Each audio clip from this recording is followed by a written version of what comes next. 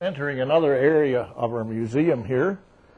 In front of me we have a model of a tugboat. These tugboats were 80 feet long and they were built by Russel Brothers here in Owen Sound. Owen Sound was very fortunate in 1937 that two Russel Brothers decided to make Owen Sound their home, and for business reasons and delivery reasons moved their shipbuilding company from Fort Francis to Owen Sound. In part of our exhibit here, we depict 50 years of industry that Owen Sound is very happy that they decided to settle in here.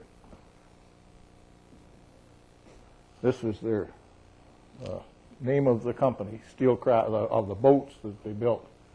Oh, Archie, this, again, as I said, is another area of our museum, and I think it would be wise if I introduce two people who are here today who can tell you all about this.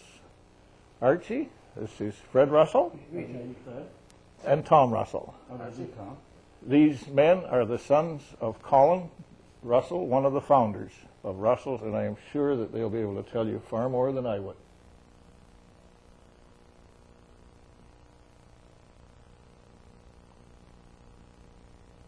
Fred and Tom, I'm so happy that you're here today. We can get more detail about Russel Brothers. Although they came to Owen Sound in 1937, I'd be interested first in knowing some of the prior history, especially the operations at Fort Francis. Well, they started up at Fort Francis in 1912, I think it was, and as a machine shop and general repairs for small craft on Rainy River, Rainy Lake. There was two or three pulp and paper companies. Do you remember their names, huh? Shevlin Clark was one. Yes. Ontario, Minnesota. Right, that's another one. And a couple of smaller ones, and they did a lot of repair work for these people. They then, some of the boats that were used for pulling the booms around in those days, of course, were wood, and they decided that they would steel plate them. It wasn't welded in those days, but they would steel plate them to give them some more life, I presume, because the wood would rot away or get broken up. I forget what year it was, but they decided to all weld steel boats, which had never been done in North America. Was that in 1920? It was in that area, yes. I forget exactly when it was now, but they were the first people to all weld, electric weld steel crafts. And I presume that's where the Steelcraft name came from, from this welding. I believe it. Well, were they put together with bolts before that? Well, in the industry, they were with rivets. With rivets? But Russel Brothers never did. They started right into the welding. Right. Now, you know some of the other things that happened there. Some of the times it was pretty tough to pay the Oh, it certainly people. was. Business was pretty rough during the Depression. Pretty slow. I guess it would be, wouldn't it? They had some really rough times. Times they paychecks were 6 weeks behind. But I will say one thing about my dad and my uncle, that they never cashed theirs till the other boys were paid. They made sure of that. Yep. Yeah. Well, they went on building boats for quite a number of years there, and a lot of most of the raw material came from the east, and most of the boats were shipped to the east. So it was decided that they would try to find a place in eastern Canada where they could be closer to the supply and closer to the delivery points. So in '36, Dad came down to Owen Sound. Here was one place they looked at, and they also looked at Trenton. What advantages did Owen Sound have that made them decide on it? Well, I think the biggest advantage that Owen Sound had is that the slipway was already there, although it was in need of repair. That's from the old Polston shipyard. Yes, from the old Polston shipyards. Yeah. And the government at that time said that they would dredge the opening into the bay, into the harbor, to a depth of 15 or 16 feet. I just forgot what it was now. Yes. Oh, yes. Yep. To enable them to be able to get in and out. So that was one of the deciding factors. And then the city itself donated, I don't know just the exact amount, but a good sum of money to Actually, what they did, they floated city bonds to pay for the move. pay for the move. Because they didn't have enough money to move. That's right. Yeah. So they floated these bonds, and incidentally, they were paid off. I believe it was in 5 years. In 5 years, they paid it off. Paid this right. loan off or bond thing. Well, that was a good investment, wasn't it? It certainly Anyway. was. Certainly was. Now, since the move down here, I think there's been a total of 1,300 odd craft built of various sizes, shapes, barges to pleasure craft, tugs, and all kinds of things. That's right, Even 1,300. an oil rig was built here at one time. Even though it's sunk. Yes, it sunk, unfortunately. Some types must have been more important than others. Some types of ships, Yes. boats, yes. Well, the logging business took up most of it. Yeah. And they The tugs, logging the winch business. boats, the warping tugs. Yeah, all these various type of boats here. You can see that those are some working boats there. Yeah. Okay, well, This particular one here, this is a pleasure boat here. right. Why don't we just I don't know put whether these you on get some of camera? those You on zoom on camera. that? Yeah. You can just flip them and you'll see there's various sizes there.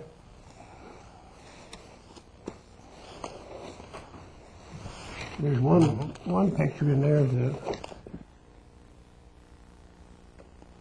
You mentioned that you helped to put one of the tugs together on location. yes, that was up in Lake Winnipegosis. The tug was called the Mossy. It was built for the I believe the Department of Transport. I just forgot. Yes, who. it was. Yes. Do you have a picture of it? And we have a picture of it here. Will we put that up now? Here's the boat itself here. Oh, yes. And we shipped out in 2 or 3 flat cars and we put it together out there. On the ice. No, we put it together on the side of the Oh, river. that wasn't the ice. Okay. And we didn't have any cranes or anything like that in those days. We used a horse and a windlass Is that right? with cables to put it down into the water, lift the cabin up on the top and that sort of thing. And it was quite an interesting 3 weeks, I'll tell you. The day we launched it, the schools closed and everybody was down just like a national holiday. And that was in November when we finally got it in the water. It was pretty chilly too, as I recall. But a number of us went out there. It was Roy Sanderson, Cliff Wilson, Bill Laird. Bill O'Leary, Cecil Rawlings, and Johnny Clark, the carpenter. John Johnny Clark, yes. yeah. Is that right? Yeah. And this was in 1950. No, no? it was in 1949, I believe. I think it's 49 Oh, yes. when it went out. Yeah, I think it was 49 when we went out and launched in November, I think, of 49. Oh, yes. Now, here's mention of another one, the Atomic. Yes, so that was also built here for McQueen, McQueen. and that boat is still running. It used to win tugboat races in the Detroit River, and it won 3 or 4 of them. For Canada. Yeah, Against the American yeah, it was tugs. against Americans. Yeah. That boat is still in the lake area. It's now down Port Dover. I'm not too sure who owns it, but I saw it not too long ago, and it was down there 2 or 3 months ago. It was built to last then, wasn't it? It certainly Well, was. they all are. One of the interesting things Right. also about that particular boat, it came in for a tail shaft and wheel inspection. I just forgot what year it was. I think it was 48 or somewhere in there. And we had a little accident on the Marine Railroad that it broke and it tipped over. But it didn't go too far. They managed to hang on to it. But it required a bit of work to get it jacked up and fix the railway so we could get it back in the water again.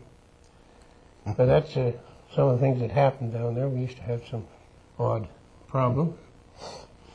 Don keeps mentioning the craft on the $1 bill. Yes. He says that was built at Russel Brothers. Both of them were, as Both a matter of fact. Yes. One was a winch boat, and the other was a 35-foot or 36-foot tugboat. Warping tug. I've just been trying to locate that one for Don. We have a branch in Ottawa, and I had some of our people in Ottawa start checking around for it, and we have located it. It's in the city of Hull at the moment. It has no machinery in it, but The hull is still there. I'm going to Ottawa this coming week myself, and I plan on going over to find out who the people are that have it and so on. So maybe we can Don can get a chance to get it here. The other one, Don has found it, knows where it is. I don't believe we can get it. We do have pictures of it, though. Yeah, we do have pictures of it. Yes. Pictures. Well, we can picture up there, but we can get that zoomed in later. Some of the other interesting things that were built here, we built a 90-foot ferry for down in the east Nova Scotia, the Romeo and Annette. Oh, yes. And then a few years later, the same chap ordered another one, a 110-foot one, which he called the Romeo and Juliet. That's right.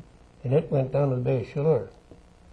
And as far as I know, those two boats are still in operation, those two ferries are still in operation, but not in that particular area. They're other places. We just repowered our company, the Cummins Ontario Limited, just repowered one of the ferries that were built here. It's also in this book, the Quinty. And we just put two new Cummins engines in her. The ones that were in her were probably 20-odd years old and getting kind of tired, but the ferry itself is still plugging along, so they last quite some time. That's out of Picton. Yes, at Picton. Yes. Goes from the mainland across. Adolphustown. Yeah. I've often wondered about the name. Now, at one time it was known as Russel Brothers. Yes. Then I used to see the sign Russel Hipwell, and then I think it changed back to Russel Brothers. Yeah, there's Now, can you explain now just how this all happened? Well, it originally was Russel Brothers when it came to Owen Sound, and then during the war years, they got into the Cummins diesel to power their boats. Yes. And Norval Hipwell was instigated this Cummins diesel part. So they made it Russel Hipwell for the engine division, which worked hand in hand with the boats. Then the boat business went down, so they changed it all to Russel Hipwell. Instead of running two companies, run one company. Oh, yes. Yes. Yeah, it was two companies. One was the Steelcraft division, and the other was Russel Hipwell. Yeah, which is the engine division. Yes. And then, for some reason or other, they amalgamated everything back to Russel Brothers again. For why, I just don't know. Maybe stockholders or something. I don't have a clue. There's something else that's important about this company. I've talked to many people, and they tell me that Russel Brothers was one of the top corporate citizens of this city. Now, you must know some of the things that Colin engineered to earn this name. Well, he was mighty involved in the city, I'll tell you. He was on the Arena Commission. They helped build the new arena, which is now gone. What year was that, Fred? I believe that was in 38. Quite I can't possibly. recall it. I think it was 38. So I know I enjoyed the advantage of using his commission seats to see hockey matches and lacrosse matches. Yeah. He's also very sports-minded. He took great interest in the teams that were here in Owen Sound, in lacrosse and hockey. And he made room at the plant to take on some of these players that were brought in from Morelia and various places. Orangeville. Yes. Yes. And gave them jobs to keep them here. And most of them, I would have to say that probably 99% of them turned out to be very good workers Absolutely. and stayed with the company until Retirement. retirement time. That's right. Yes. Some of the people I can remember is Freddie Smith, who came from Morelia. The Gillespie brothers came from Orangeville. I believe, Orangeville. yeah. Yes. So they just, And then again, Piper Bain yeah, from Morelia, yes, he who was the from Morelia. manager, Yeah. coach. Yes. Curly Mason, We even had Harry Lumley working there for a while. Yorkie Jordan, Yeah. you name them. That's right. They're all in that picture. Well, Colin and Jardine were always good to their workers. Yes, very much so. These Christmas turkeys, too? Oh, Yes, yes, you sure, bet. that was a- Christmas turkeys. You Yeah, bet. That was yearly a thing. must. Yep. They also, at Christmas time, I don't know for how many years, but for some years, after we moved here, they used to send some of their better customers, like Canadian International Paper and a few of the larger paper companies, they'd send them down boxes of apples from the local apple place there. And I remember I was in Seven Islands, Quebec this particular Christmas, and they sent some apples down to the Iron Ore Company of Canada, who had a couple of boats, and they sent them down by Clark Steamship, and of course took Clark Steamship from to Quebec City to Seven Islands. It took them about 3 weeks, and when they got there, the apples were all frozen. I can imagine. So I had to intercept them before they got over to the bigwigs over the Iron Ore Company. Yes, they were very generous people, and certainly looked after their health. Are there any other highlights that you'd like to share with us? There's so many, you don't know where to start, really. I think that an interesting thing we kind of overlooked at the first part of this is that in the move there was a number of families up in Left Fork Ranches to come down to Owen Sound that were the nucleus of the workforce. The experience. Experienced people, Johnny That's right. Hominick, Bill Ostruck, Norm Robertson, Norm, yes, and Mr. Hipwell too. He originated absolutely. up there. Louis Jorgensen, Louis Jorgensen, Eric Oliver. that's right. Well, there's a number of them. There's just I can't just recall them all now, but they took quite a chance in moving, picking up stakes and coming down here. I imagine some of them stayed with the company through to retirement. They Yes, certainly did. they certainly. I would say that pretty near all, I guess, did. Yes, they did. Well, one went back that I recall. Two, Frank O'Leary went back, and Art Bush went back. Art Bush went back, yes. But that's the only two that I can remember. But there, of course, there may have been more. But Oh, the majority certainly stayed and lived here to retirement age, and some of them passed away by now. I was just thinking about Bert Cottingham. We didn't mention him yet. Yes, Bert was Bert one came another down, one. Yep. Yeah, there was. I'd have to say there'd be about 25. I would I'd think. say about 25, yes. There's quite a number of them. I know it took two Eric Cordry. trains to bring all the people and their furniture down. Yeah. Yep. Which Russel Brothers paid for. Is that right? That's right. It also took 14 flat cars to bring everything down from all the machinery and stuff. All the from Fort machinery, Ranch. that's right. Yeah. So it was quite a No, train load. that had to be a big day. Yeah, I That guess. was the move. Sure was. I don't. I recall it, but I certainly don't remember all the real details. Like some of the details, Eric Cordry was telling me one time that the last thing to be loaded on the flat car was the marine rails, That's right. which are now the marine rails here in Owen Sound. The same rails. They Yeah. brought the rails. That's right. And that was the last thing to be pulled up. Well, we have some pictures of the Yes. boats, and perhaps we'll end up by looking at some of those pictures and having the camera give us some detail. Right.